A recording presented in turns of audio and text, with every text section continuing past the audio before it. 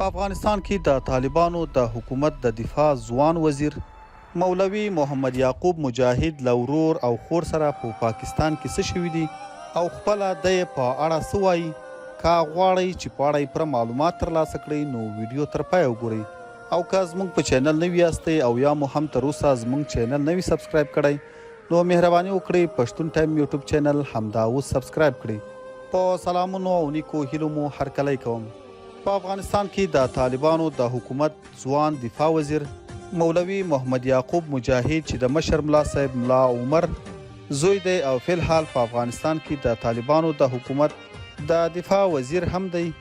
نوموړي ځوان وزیر تازه له رسنیو سره په خبرو کې ویلي دي کله چې موږ په پاکستان کې اوسېدو او پلار مرحوم مې هم ژوندی و نو هلته موږ په ډیر سختو حالاتو کې ژوند کول.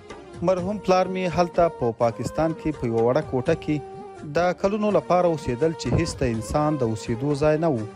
نوموړي ځوان د دفاع وزیر په خپلو خبرو کې زیاته کړې ده او ویلي دي کله چې موږ هلته په سختو شرایطو کې ژوند کول نو په همدې سختیو او ناچاریو کې زما یو ورور او خور هم وفات شو چې پلار مرحوم مې پرې ډیر زیات ودردېدو او خفه شو.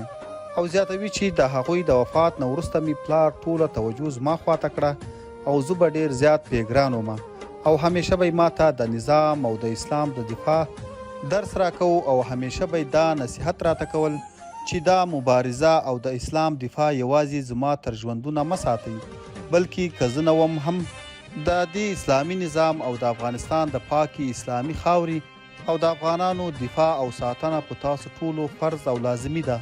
نوموړی ځوان وزیر د خپل پلار ملا عمر په اړه زیاتوي چې هغه د لوړې حوصلې او نرم مزاجه سړی و او همیشه یې په افغانستان او افغانانو باندې زړه بریدل او په افغانستان کې د داسې یو اسلامي نظام ارمانجن و.